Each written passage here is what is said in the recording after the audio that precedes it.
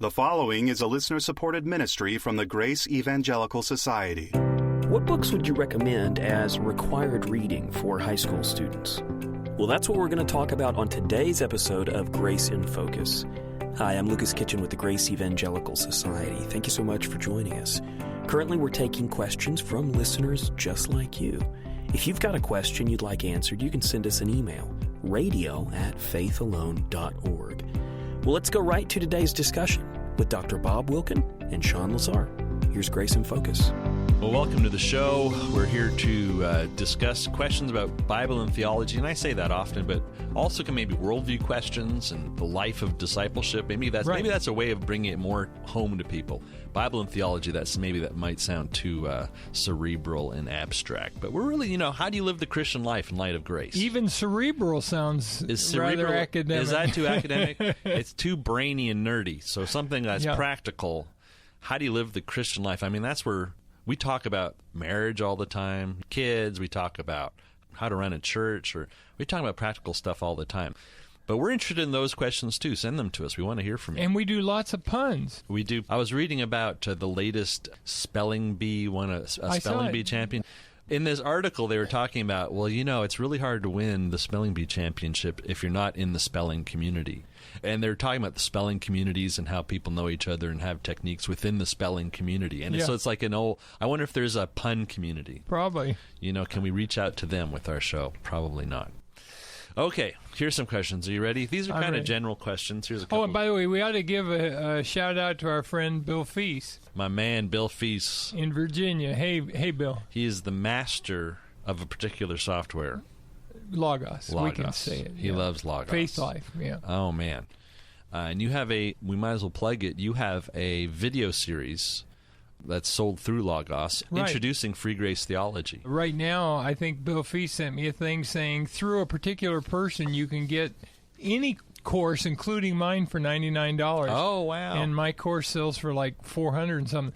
So if you're interested, send us an email and we can get you the information on how you can get the course cheaper. Ah, very good. Yeah. Very good. All right, here's some questions. Here's one from Allison.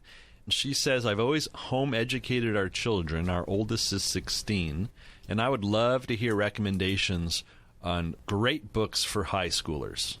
And obviously the Bible is the best, so don't say the Bible. Books that you'd want your kids to read, your high school kids to read. I don't know. What would you say? Well, I think there's a lot of them. I really liked Hemingway when I was in high school. Uh-huh. And so, like The Old Man and the Sea is a great one, For Whom the Bell Tolls. A number of any of his books were very good. So I think, for example, C.S. Lewis's The Chronicles of Narnia are good. Well, what about it is good? Why would that be helpful to a high school person? What about which? C.S. Lewis. Let's say The Chronicles of Narnia. Why would that be helpful? Well, I think it's helpful because there's a lot of Christian symbolism in it, and you get to learn about symbolism. The lion symbolizes Jesus, the Lion of Judah. You have conflict going on and, that sort of thing. He also has one called, I think it's called That Hideous Strength. That Hideous Strength. That's part of the Space Trilogy. And I love the Space Trilogy, and one of them has the Green Woman. Is that? Oh. And by the way, she symbolizes Eve. Because she's kind of like the progenitor of a race. Yeah. And it's like Adam and Eve are in some of his stories. So I would think, read the Space Trilogy. I like Isaac Asimov. Mm-hmm. He has the Foundation series, and he also has a whole series on robots. Yeah. He developed rules about robots. I like that. In fact, Zane Hodges loved sci-fi, and he used to read a lot of it. And I think sci-fi kind of helps us to be more open to the Scriptures.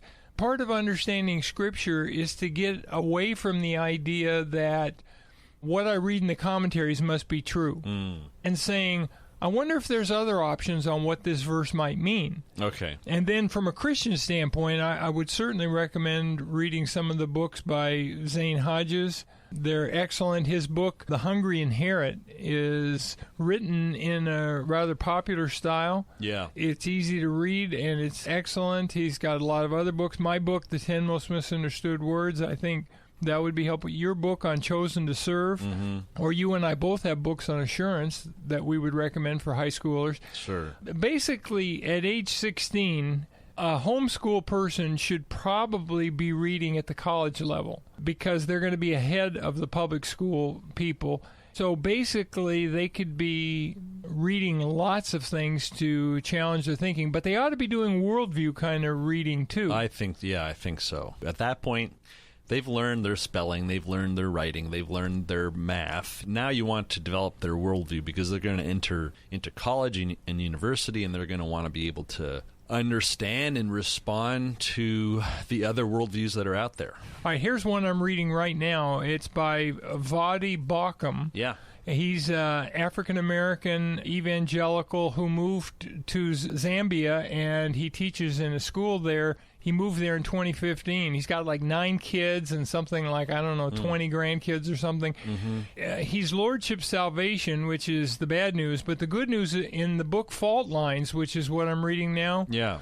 He talks about critical race theory and shows how critical race theory is essentially communism and socialism, and it's that worldview. And that's what they're selling is a worldview. Right. He basically goes through and shows how there's no place for critical race theory in the church, even though, believe it or not, it's making lots of inroads into various churches and denominations. Right. There's a legitimate concern about how minorities have been treated historically in this country and even today. And right. There was obviously definite racism and violence against minorities for a long time. But I think what critical race theory does is it takes a legitimate issue and then turns it into something very different. It's almost like parasitic on a legitimate issue. Right. Well, in fact, one of the points he makes is if there wasn't a single racist in the United States of America, according to critical race theory, racism is rampant, even if there weren't any racists. Right. Because it's systemic. Have you ever heard the expression systemic racism? Right. It's just part of the system, part of society. Yeah, so could a high school student read a kind of a difficult book like Fault Lines? Absolutely. Think so. Sure. Sure they could. Maybe I can recommend some. I mean, if you're thinking about worldview here, I would recommend William Lane Craig, and I think it's J.P. Moreland, Philosophical Foundations for a Christian Worldview. I mean, that just covers all the different aspects of the Christian worldview. And while I don't agree with every single way they approach things, it's a great place to start, for a high schooler or an intelligent high schooler. If you want to understand economics, I'd highly recommend, for a short book, Murray Rothbard's What Has Government Done to Our Money? And if you want a bigger book, I'd recommend Man, Economy, and State, where both books kind of just defend capitalism, which I think is the biblical view. I don't know what else. I liked Atlas Shrugged, although I don't like by Ayn Rand. Yeah, I don't like Ayn Rand's other aspects, like her atheism and whatnot. But I thought it was a good depiction of what happens when a out of control government just destroys society. It kind of helps you understand. Okay, this is what totalitarian governments do, and it helps you recognize what's happening. What about biographies? I mean, I was reading a great Christian biography. Oh, what was it called? Well, G.H. Lang, writing about Anthony Norris Groves. I thought that was a really good, kind of just a Christian biography. Yeah, I read one on Hudson Taylor that I really liked. I've read a lot of Christian biographies. I've also read a lot of secular ones that I find very helpful to understand people. I read one on Michael Jackson years ago that was very enlightening. I've read many on sports stars because I like sports, but I'd really like to know about the people in sports and what motivates them and what their thinking is. And Margaret Thatcher, there's a great biography on Margaret Thatcher. I know Zane read that like a few years before he died. He was reading that and enjoying that.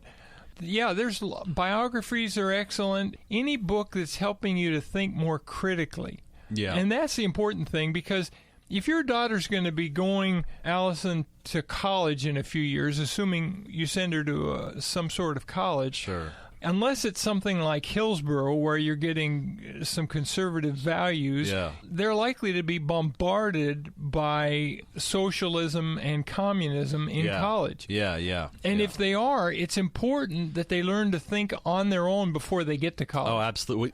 Actually, in light of college and kind of the postmodernism and that kind of thing that you'll get in college and university, I'd recommend Roger Scruton, Fools and Firebrands. I think the total title might be Fools and Firebrands on the left.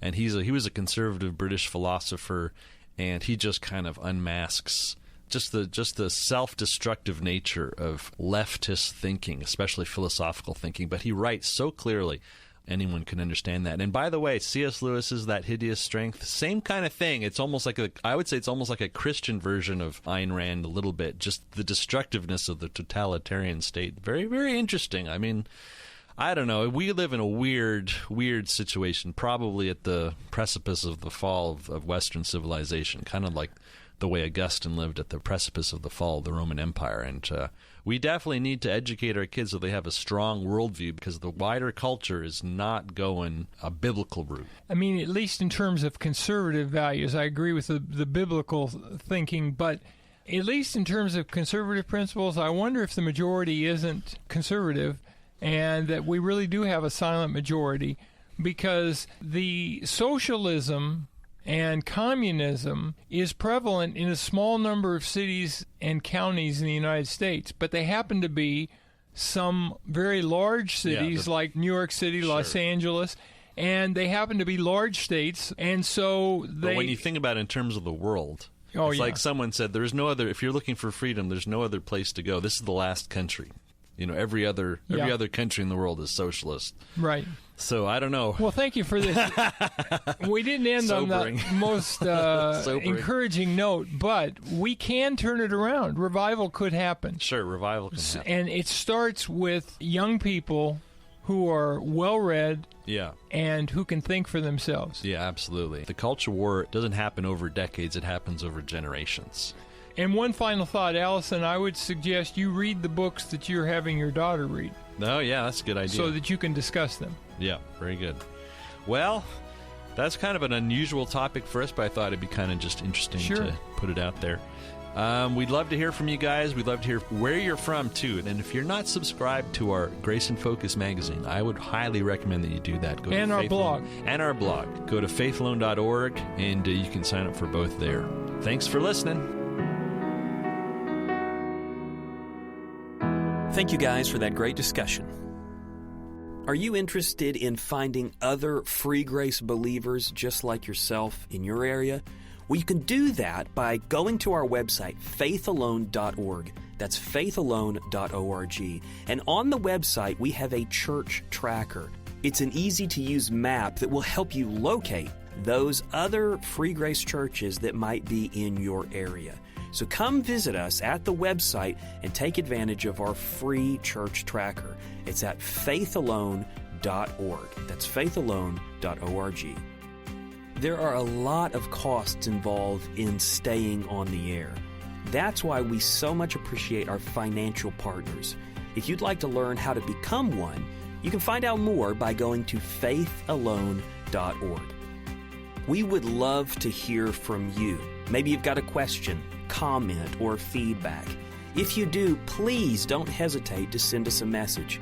Here's our email address. It's radio@faithalone.org. That's radio@faithalone.org.